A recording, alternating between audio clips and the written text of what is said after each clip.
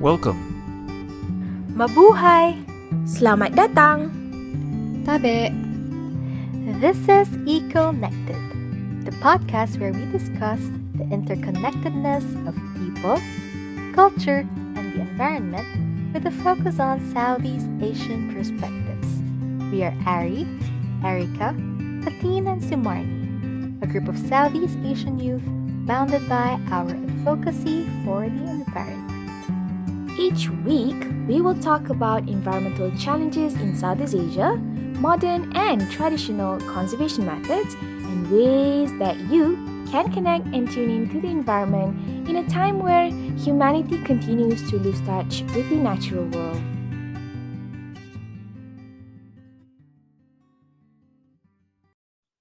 Hello. Hi! Hello everybody! Hi, good morning. Morning, everyone. How's everyone doing? Good? Good. It's morning now Nice. for us, right? But maybe for our listeners, they might listen it at night or something. But it's morning for us, everybody. Hi. Yeah. It's I think it's a Sunday morning, so everything's just we just woke up as well, but we're doing this podcast for listeners, wherever you are and whatever time that you're in. So how about we introduce ourselves first? Yep, sure. I guess I'll go first. My name is Ari. I'm actually an undergraduate doing biological sciences, and I'm an extreme advocate for environment in a way. So that's a bit about me. Fatin, how about you? Cool. Hi, everybody. My name is Fatin. I am from Malaysia. I used to be a science student, very much on the ecology side of science. But then after graduated, I worked in the environmental education sector for a year. And then now I'm doing my master's, my postgrad in Indigenous people's forest stewardship. Yeah, that's a bit about me. Ari. All right, thank you, Fatin. You've mentioned you're from Malaysia. I forgot to say where I'm from, but I'm from Brunei Darussalam, and basically I study at the National University here at University Brunei Darussalam. But yeah, that's where I'm from. How about you, Sumarni? Very similar to Patin. I'm also doing my master degree in public policy and also focus on indigenous community now. I'm also working with a grassroots community in Palangkaraya, Indonesia, to empower young people and also supporting the indigenous community regarding their restoration effort and also advocating about the right of indigenous people. Okay, and the last one, Erica. Okay, I guess it's my turn now. So, hi to the listeners. My name is Erica, and I'm from the Philippines. Unlike Fatin and Sumarni, I do not have a master's yet, but I graduated with a background in geography. And ever since graduating, I've done forest conservation projects. I've also worked with indigenous peoples before, similar to Fatin and Sumarni. So that's a bit about me.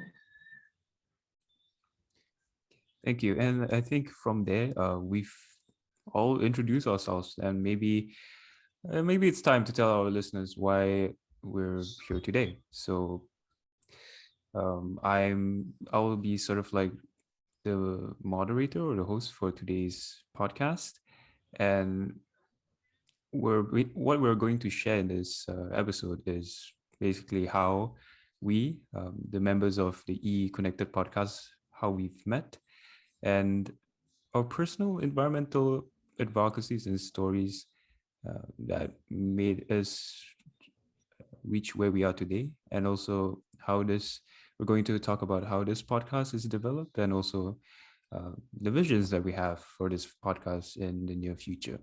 So now that we have that sorted out, maybe we should tell our listeners first where we all started, which is through the Young Southeast Asian Leaders Initiative Program, or as we call it, YSEALI. So, Yes. okay, Maybe Fatin. I can take on that. So YSEALI, people might have like wondering like what is it all about? It's actually an acronym for Young Southeast Asian Leaders Initiative.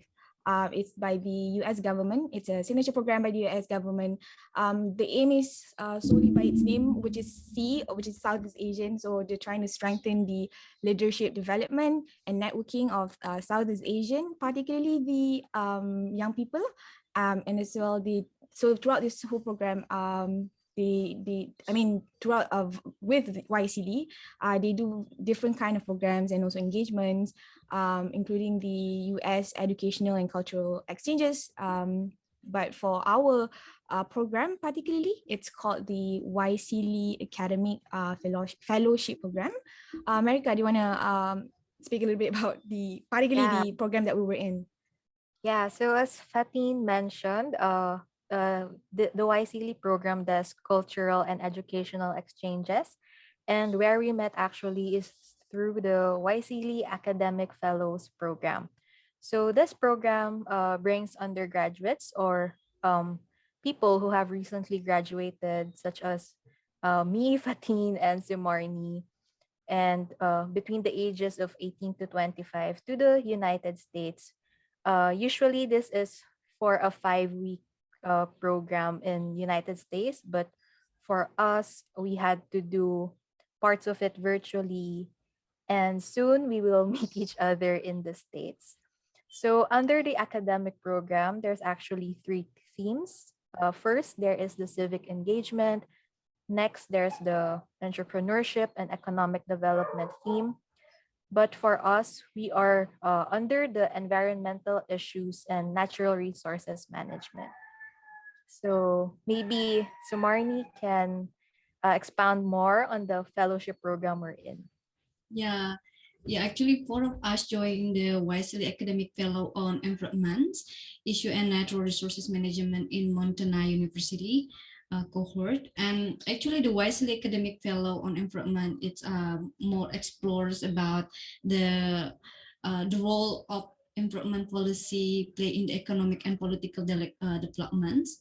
The fellowship will use experiential learning technique to explore participant to current theme in the field, including the climate change, sustainable development, sustainable agricultures, and food security. Actually, all the topic are very interesting. I got a lot of new knowledge when I joined the YSEALI Academic Fellow on Environment issue in Montana University.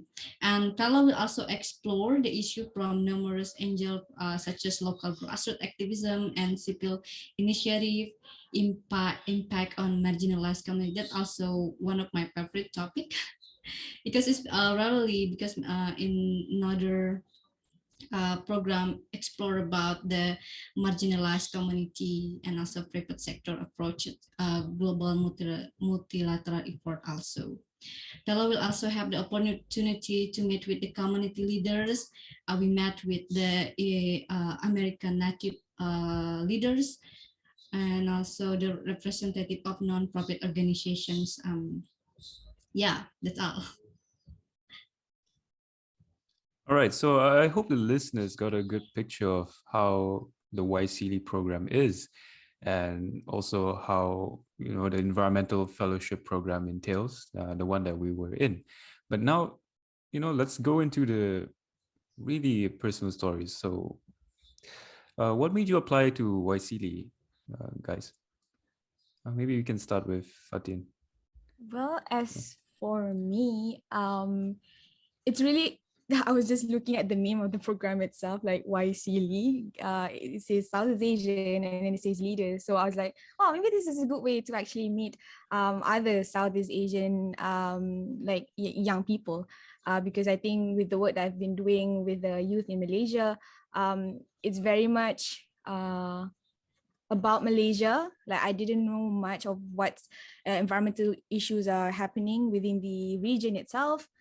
So I guess it was such a good platform to actually meet other Southeast Asian people. And then we were during the discussion, we were talking about issues like logging, deforestation, and stuff like that. And you're like, hey, it's exactly the same in my country. So that's interesting to see. And we were also, throughout the academic fellowship, we also got the chance to talk from people from the Montana University, and they were giving us the US perspective of things, I guess. So we had a little bit of both worlds, having to compare what it's like in Malaysia, what it's like in Southeast Asia region, and what it's like in the US. So I think that's given me such a great perspective, I would say. Yeah. And I think that's really interesting, and just the difference in perspectives right there. How about you, Erica? Yeah.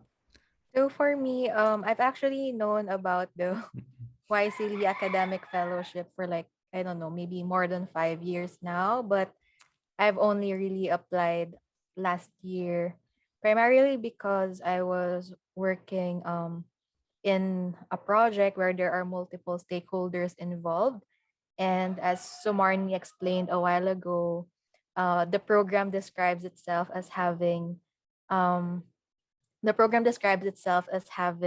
perspective from, for example, local grassroots, and then also from NGO stakeholders, maybe even the private sector. So for me, that was really one of the selling points which made me apply. But at the same time, similar to Fatin, I was also excited to meet other Southeast Asian youth like myself, who's, I guess, experiencing what I experience here in the Philippines, and who's also working in forest conservation and with indigenous peoples. Like, I really just wanted to meet like-minded people, and I'm glad that in the program I actually got to meet I actually got to meet you guys. I got to meet people who had the same wavelength in terms of environmental advocacies. Erika, one So thing for sure we have in common is the sound of the chickens. yeah, I think for that's sure. something that all of Yeah. us can resonate to, like chickens outside of the house. Yes, that's Yes. The when chickens we want know to we're in join South in as Asia. well. Exactly. Yeah. So So, maybe Ari can um tell us why he wanted to join YC. well, for me, right, I guess when how I got into like the interest of advocating in the environment was actually, if I remember correctly, was actually during one of my primary classes a long time ago. Like, they taught me about how important protecting the environment is, how uh, the effects of the modern day uh, age, like chemical sort of like waste that pollutes the environment, they are detrimental to the environment, right? So from that young of an age, I really got into environmentalism, but at the same time, I was a really sort of like shy kid. It wasn't until university that slowly got confident, and like really getting into the environmental act here in Brunei. Although it's small steps, I think the first step that I took was actually looking at this YSEALI academic fellow program. So um, they had one on the team environmental issues. So I just straight away applied for it. And, because like I really want to learn more, especially from a different perspective, and also to connect with people in the region to know what they're facing in their own countries as well. You might not know that their solutions could be solutions in my country as well. So uh, I was really passionate to learn lah, in the sense of the word, and I think that's how I really got into the advocacy, and slowly as well I'm sort of like expanding uh, to eventually one of the steps is creating this podcast as well. So that's really something, and I feel like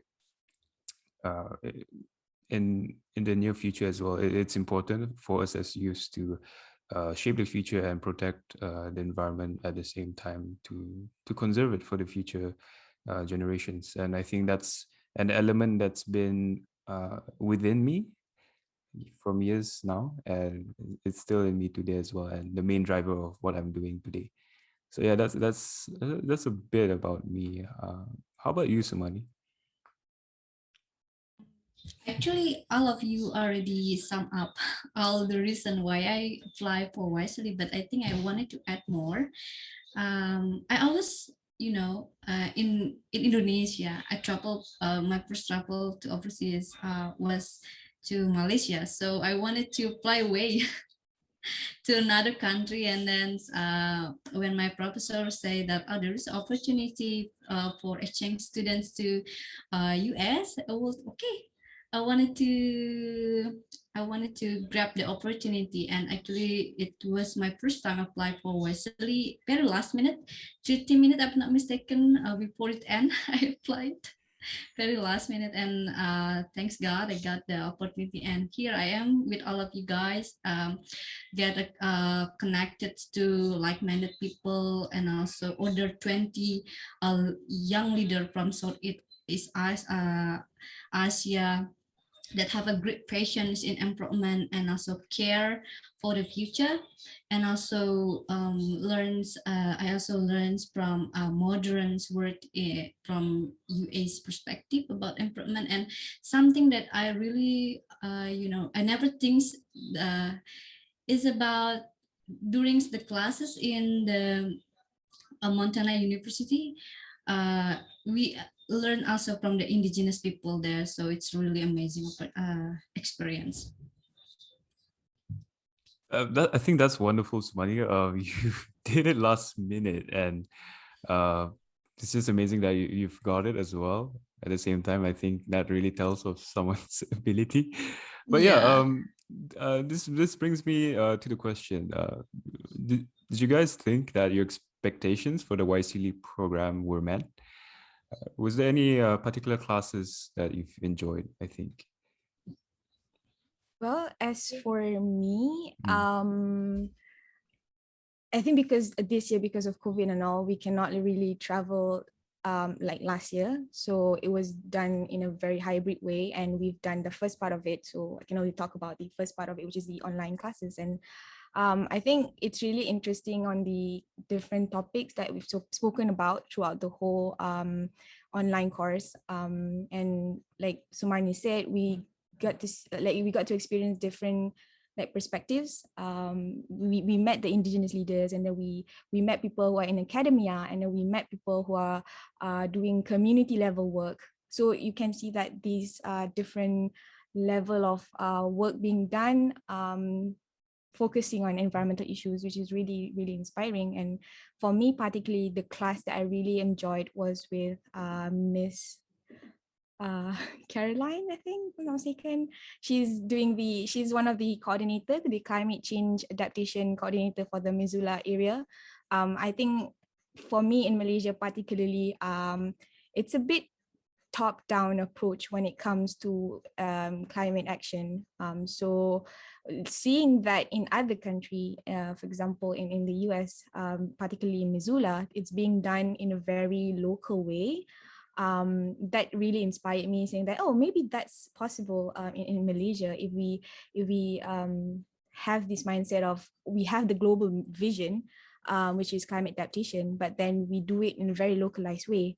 So I think I was really inspired by that, and I was wondering in Malaysia with the type of governance that we have, how is that possible, and how I can play a role, and how young people can play a role.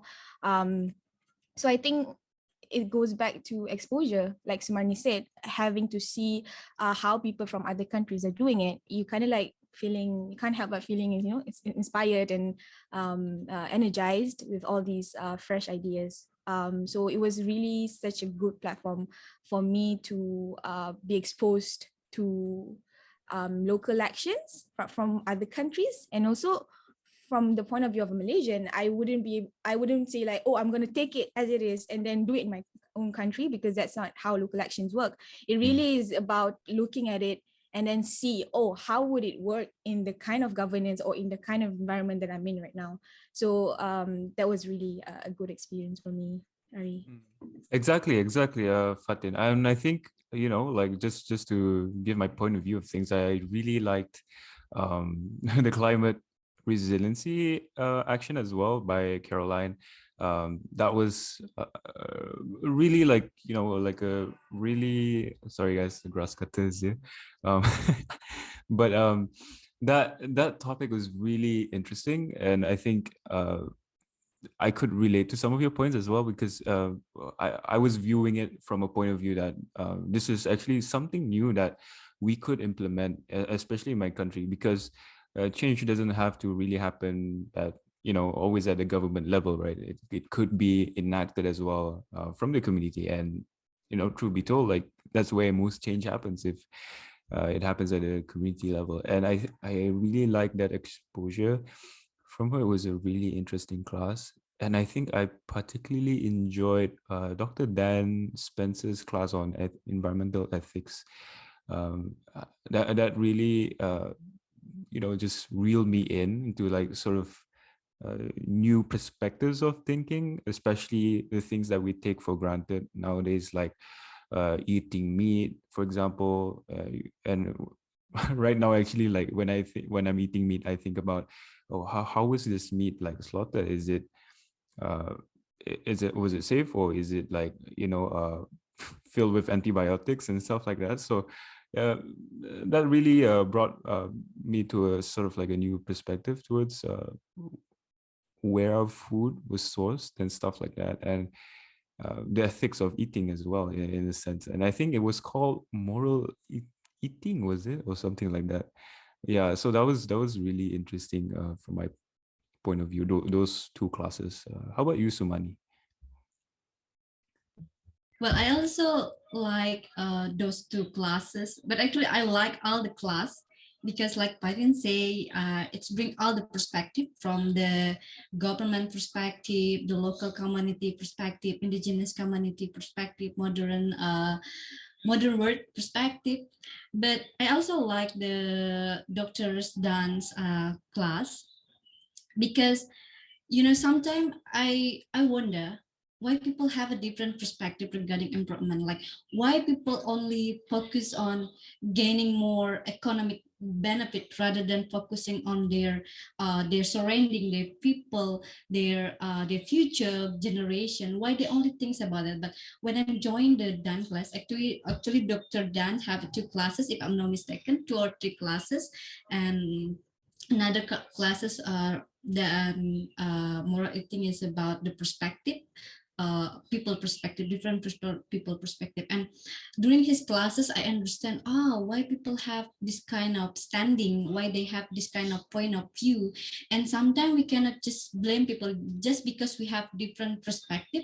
Doesn't mean that other people are wrongs. Maybe they have their own point of view because of their backgrounds or um yeah. And then during his class I understand that how we can engage those people, how we can have solution in the end. Yes, we have different perspective, but how we can work together to find a solutions that we cares about.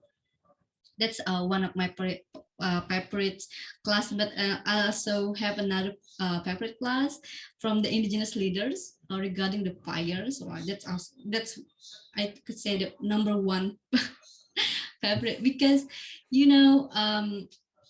for a long time people have misunderstanding indigenous knowledge for so a long time. And then now people start to realize that indigenous knowledge, even though it's quite different with scientific method, the way they obtain the knowledge, the way they apply that. And but they have a meaning, they have also truth behind it, that the scientific have not discovered it yet. And during the class regarding the fire, I understand that misconceptions about fires, how because in Central Kalimantan, in my hometown, one of the major annual issue is the forest fires. And many of the people I was blame the indigenous community, the small farmer, as the one who started the fires. Yes, we do. I could say yes, we have the tradition of slash and burn, but we have the way to protect the fires, so it's not spread to another area. And it also have um, uh, our way to protect the natures. And during the professor, the newsletter, I understand that's the scientific behind the traditions. So that was amazing. Yeah, if our listeners are actually wondering who is Mr. Dan, who's Dr. Dan and all, his name is actually Dr. Dan Spencer. He's the professor of environmental studies in University of Montana. So if you'd like to read more about his work, you can just Google Dr. Dan Spencer. And Mr. Marnie also mentioned about the Indigenous leader that we've met through one of the classes, and it's actually Ms. Jermaine White. She's the director of the Native engagement in the Mansfield Center. So to our listeners, if you are feeling inspired as much as we are, and you also want to, read more about the projects that these people have been doing in Missoula, in the US, please do Google their names. Yeah, Ari, to you. Yeah, thank you for that, Fatin. just to introduce some of the experts that we've engaged with through these classes, and I think they were all really engaging and interesting. There were just a lot of active learning as well, where we will put in the shoes of other points of view, so we can understand the position and find out ways to sort of um, towards a solution that could benefit the environment and the climate at large. So yeah, how about you, Erica? What were some of your favorite classes? Actually, you guys have said it. Similar to you guys, I think the most impactful really for me was the environmental ethics class, because it really sort of provided a framework of how things are happening in the world. Like, as Marnie mentioned, like how why do some people prioritize the economic benefits of the environment? Why don't they just um conserve or want to conserve the environment for its own sake, because it's a part of us. It really provided all of us these perspectives, these frameworks of I guess viewing the world. But I guess in addition to all of your favorite classes, for me, I also really like the in between sessions, not just the classes. Like, for example, we also met with um, US counterparts. Like, we met with the classes of Dr. Dina Mansour. We had to go on like sort of these dates with them on the weekends, virtual dates, to really learn about how they go about their lives, and also them learning about us. So we are able to share perspectives from Southeast Asians, because I think I remember they were saying that they were never really aware, or they were not really familiar with, I guess, Southeast Asian countries. And in addition to that, I also enjoyed I guess, the sessions where all of us had to share things about our home countries.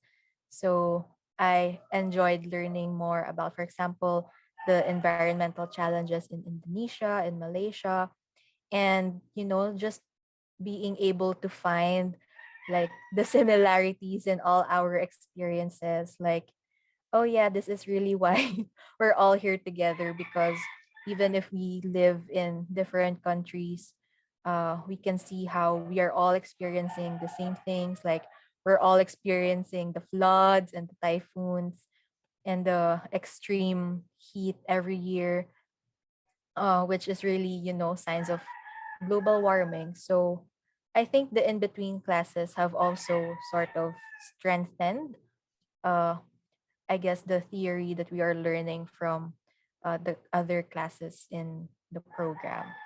Mm. Exactly, Erica. And I feel like those supplementary or classes that are not sort of like stringent to the whole theme of the project is something that elevated the experience quite largely. We got to know, we had our own buddies, right, from the US, and for me, actually, I brought him around Bandar Sri Begawan, which is the city here in Brunei.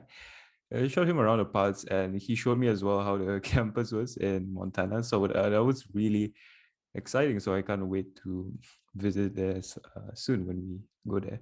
So thank you everyone for sharing. But I think the most important part of this program was actually the development of a small sort of like group project.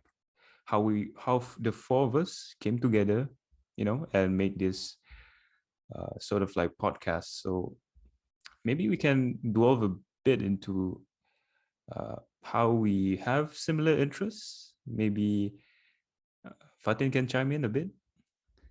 Yeah, I guess if your listeners are been listening from the very beginning, we somehow have the same interests, I would say. So I guess that's also why the Mansfield Center kind of like group us together, and they group other people within the same interest as well.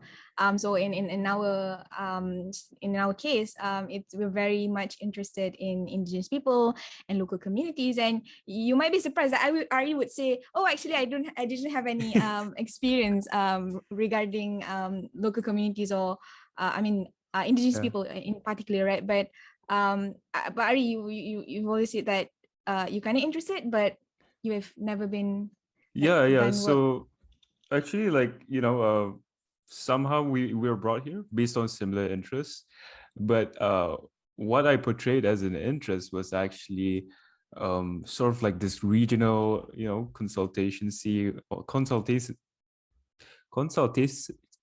on climate action, actually, or climate solutions. Mm. So but again, like, I would like to emphasize that I'm really passionate to learn about everything when it comes to Exactly. environmental protection, and I think traditional knowledge is one of that important aspects as well. So Right. I'm glad to be learning from everyone here. Yeah. Yes. I guess there's a human element to it, I would say, because often when we talk about environmental issues, we take out that human element from it, right? So having this discussion and having this podcast as a whole, just it's literally called ECOnnected. So it's supposed to look at the interconnectedness of human nature and everything else.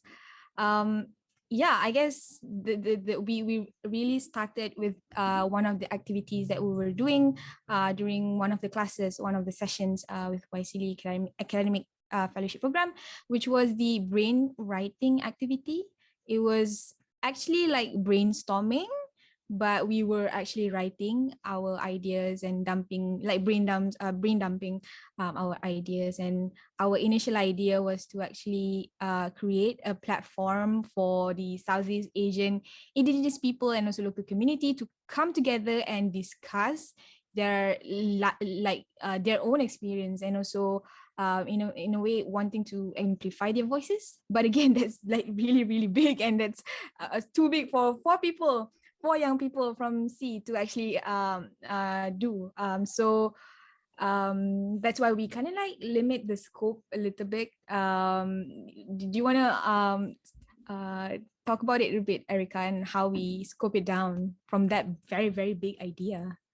Yeah, so jumping off from Fatin, so originally we wanted to, I guess, sort of bring all the communities together and like document the similarities and differences in their experiences. And, you know, when we were thinking about like the limited budget and all the practical aspects, we realized that we can't really do this if we had limited funding. So we actually decided to just focus on maybe starting with documenting one indigenous community. And we were thinking that this can be the jump off point for bigger projects in the future, like just amplifying one and then scaling it up later on. And because Sumarni was actually part of an indigenous community, so we decided to focus on her community and to really like document the practices of, I guess, the Dayak community in terms of how do they address food security, or how do they do uh, forest conservation and all that. So this eventually turned out to be the project that we presented in class, because Part of the YSEALI academic fellowship program is to develop the project and then present it later on to get comments from your other peers and from the mentors.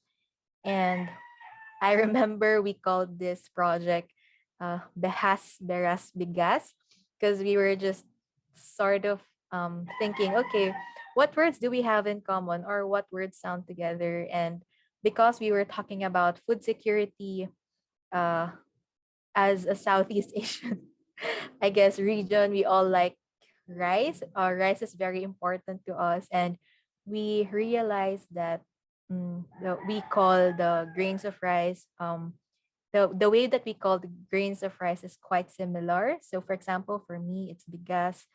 Um, for Fatin and Sumarni, it's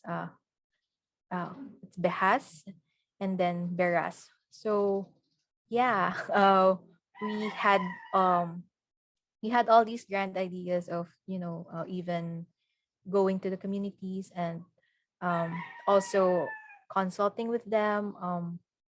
What they want amplified or what they want to tell to the world about their practices. But eventually, I guess after some time, we realized that it would not be feasible, primarily because we all live in different countries. And then because of the pandemic, we won't be able to fly out to Sumarni's area and really help out with all the work. So that's sort of what lead us to start thinking again, start brainstorming and brainwriting again of what we can do as a team, even if we live in different countries.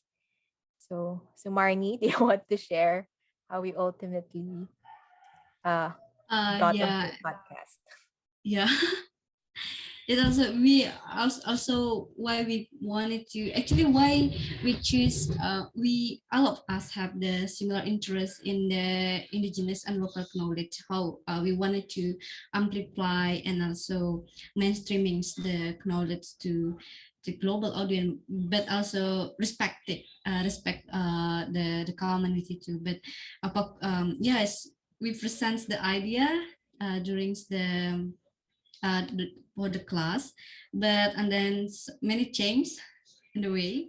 Yeah, because of our idea is start filming on in January, but then in Central Kalimantan we experience many of natural disasters and the life of the people changing dramatically, and then I think that we cannot do the filming, and then that's why we four of us again come back have a discussion and what we wanted to do next. But because we have the interest in mainstreaming the indigenous and local knowledge, and then how about using podcasts, because now podcast is uh,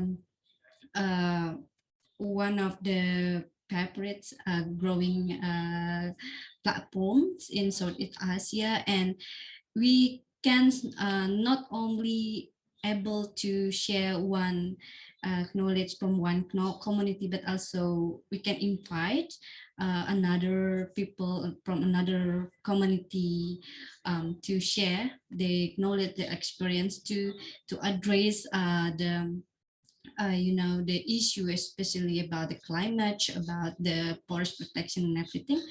And yeah, we also wanted to using this platform to connect people, in Southeast Asia, so they can understand.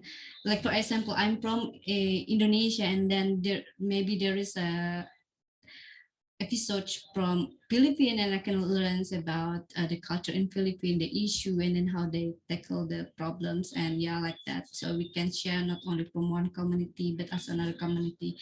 And we also wanted to like the special about our podcast is about the interconnectedness. Sometimes when we talk about environment, we only see that from the environment perspective, but actually there are so many connectiveness in the sectors, like to the humans, to the climates, to the economics, to the health and everything. So we wanted to share that it's very important to see one topic from another aspect to another point of view, and see the interconnectedness of the all the things. I hope I explained it quite well. Yeah. I think that's all It right. was perfect. Sumani. Yeah, it was perfect. Okay, so now our listeners, I hope you understand how our podcast came to be. But personally, everyone, what are your visions for the podcast? You know, what do you happen to hope to happen in the future, for example? And how do we see this podcast being sort of like a change maker in the region here? Maybe you can start with Sumani. You seem like you have an idea. Yeah, actually, I have maybe two hopes from this podcast. First, we are using the podcast to share the knowledge from the community, and I hope that using the podcast we can amplify and mainstreamings the indigenous knowledge, and because there are many stereotype about indigenous people, indigenous knowledge. So I hope this can be a platform for people to share and also open their minds about the indigenous knowledge, and also giving a space for the people, especially indigenous and local community, to speak up regarding the climate or improvements solutions. Because up until now, even though in the outside community or in the Western world, people already giving us a little space, but not in Indonesia or many space like that. So yeah, I hope that using the podcast we can be sort of, to people see the truth or the knowledge of indigenous people. And also one of the big issue about indigenous and local knowledge is that many of the young people, they do not learn from the elders anymore, and most of the indigenous knowledge and practices, uh, you pass that to not written knowledge, but you have to pass it from the old generation to the next generation. And what happen if the next generation do not understand or do not know or do not want to learn about the knowledge, and it will disappear. And that's a big issue in my hometowns in Central Kalimantan, because many of the old and ancient knowledge are disappearing. And when it disappears, it means all the wisdom within the knowledge will also disappear, and we cannot learn. So that although that there are many of the knowledge have good solutions for what we are having now, the issue of climate change and environment destruction. So yeah, I really hope a big things from this podcast. Let's hear from Fatin. What do you hope to Yeah. vision for this? I think as for me, I really hope it can be a safe space for people of different understanding of this topic. If you're new to this topic, it's okay. You can definitely listen to this. And of course, we're going to invite a lot of experts and also community people from the community itself. So that would give a lot of perspectives, I would say, because and like I said, from different levels, like perspective from different levels. It could be where inviting people from academia. We could invite people as a community member, for example. So I think it'd be interesting, and it'll be a safe space for all of us to digest this idea of interconnectedness of people and also the environment. And one thing that I've always tell myself is that when it comes to the environment or nature or the world itself, it's all about reciprocity, right? The way we treat the environment is how the environment will treat us. So I think that's also something that I hope this podcast would highlight, and how everything is very much connected. So we are here to, and we are inviting you, listeners, to be in this journey with us, to go through and digest and all these interconnectedness that we humans have with the environment. Yeah, that's for me. Mhm. Really emphasized on the interconnectedness there. And let's hear a bit from Erica as well. I guess for me, it's kind of similar to Fatin and Sumarni. So, even if we started off with such a huge vision for what we really wanted to do, we had to sort of limit our scope, to what is practical. But I'm hoping that through the podcast, it's actually gonna be the starting point for us to first connect the different communities in Southeast Asia to learn from each other, and then second to as Fatin has mentioned, to really like have this community of listeners who maybe when starting out they didn't know anything about the topic, but soon later on, after listening to the podcast and after maybe starting to engage more, they can also be our, I guess, co-advocates for local and traditional knowledge and its connections with the environment. Like, I'm hoping that maybe in the future, even if we just started with a podcast, it can also be the platform where both listeners and advocates can interact with the different communities uh, that we feature in this podcast. And yeah, hopefully just to really grow, maybe, so that we can be able to feature the different communities in Southeast Asia, because there's a lot. Like, only here in the Philippines, we have more than 100. And even so in Indonesia, I know there's also a lot. And even if there's similarities in all these communities, there's also differences. And I think it's also important to be able to show it to our listeners. So yeah, I hope the podcast will grow and ultimately come back to our original vision of being a platform. Yeah, Rika. Essentially, we are also not experts, everybody. We are interested in the topic, but of course, we're gonna invite people who are experts to talk about these topics. So we are all learning together. So don't worry. Yeah. So yeah, some sort of some examples that I think I could relate to as well. This vision for the podcast is, I hope that it's a platform where everyone could learn, especially when it comes to the environment. And I believe that's something that's missing, at least from my point of view, in our region here in Southeast Asia.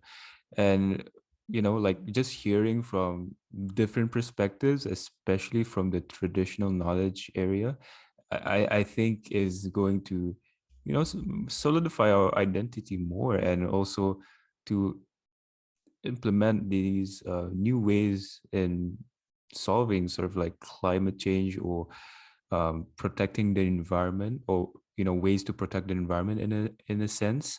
So yeah, it's just like I hope this platform could be something that would be impactful for the listeners here as well, and just to something to think about, or maybe something that you could do yourself in a way of listening or learning from our podcast.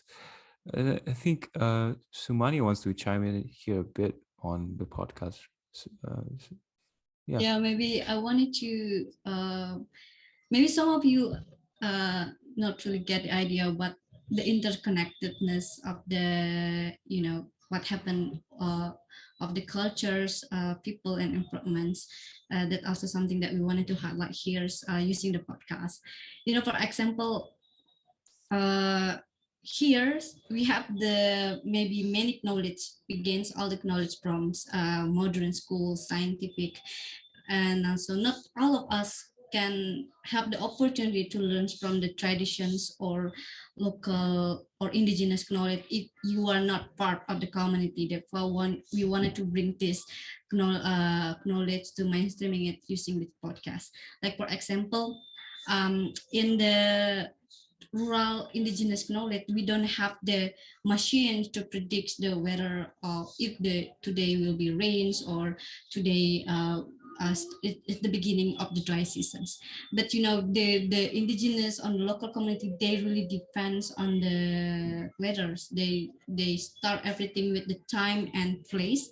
And one of the way to predict the weather is using the sounds of the bird. Like for example, they hear certain, we call it bubut bird here in Dayak community. When you hear the voice, it's give you a message that not long, not it will start rain seasons, and you can you have to harvest your paddies, or you have to prepare for the worst scenario if you hear the sound very loud. And if you give you signal, so it's present you the idea of why people uh, see the nature not only as nature, not only as a tree or a bird or animal. They see it as because they live together. They see signals, they message, and then that's why in the many indigenous community they live in harmony with the nature. They understand its orders and protects its order, and it's something that we wanted to also present using this podcast.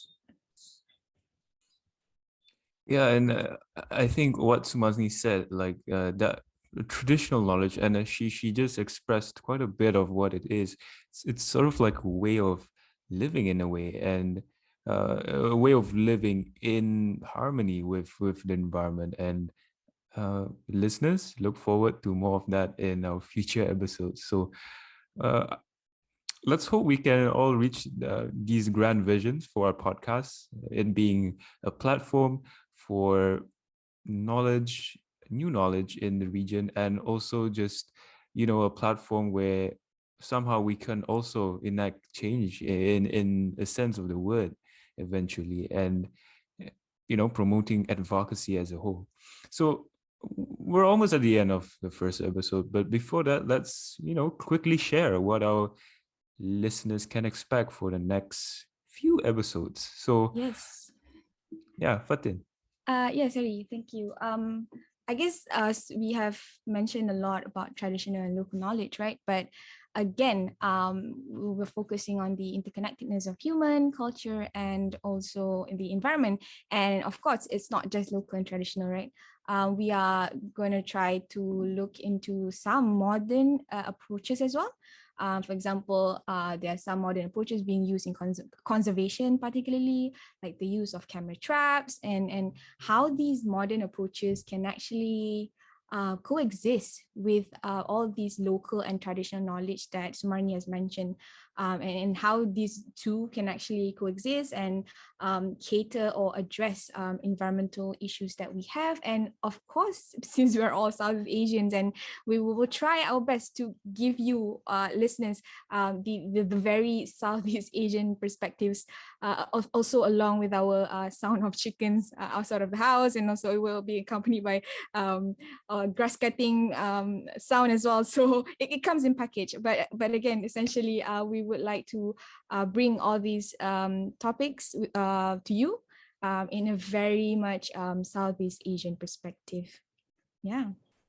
I guess in addition to what Fatina's already mentioned, here in this podcast, the listeners can also expect that we will bring in people from different backgrounds. So, as we mentioned, we will be bringing in people from local and traditional communities, but at the same time, we will also bring in experts like conservation experts, maybe economic and policy experts, and put them in one setting, like make them discuss and I guess share perspectives from both ends.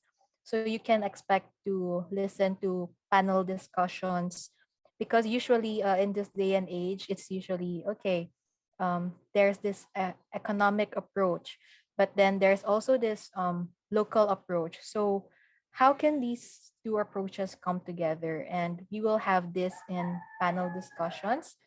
And of course, as Suwarni has mentioned, we also want listeners to be able to connect to the environment in their own ways. So it's not just, of course, the communities that we will be talking about, how they connect to the environment. It's also how you, as individual listeners, can connect with the environment, especially in this modern digital age. So, yeah, those are what you can expect from this podcast. And that's a wrap for EConnected's first episode. Yay! Thank you everyone here for sharing your insights and perspectives, especially with like our journey from like zero and then coming into this idea of doing this ECOnnected podcast. Yeah, we hope that even if this was like a conversation between us four, we hope that the listeners have at least been able to give to have clarity on we are doing this podcast, and we hope that the listeners are also inspired to listen to the future episodes. Yeah, stay tuned because for the next episode, we will have various guests that will share their knowledge and also experience for the next episode. Okay, stay tuned, everybody. Bye. Bye. Bye. Bye. See you guys.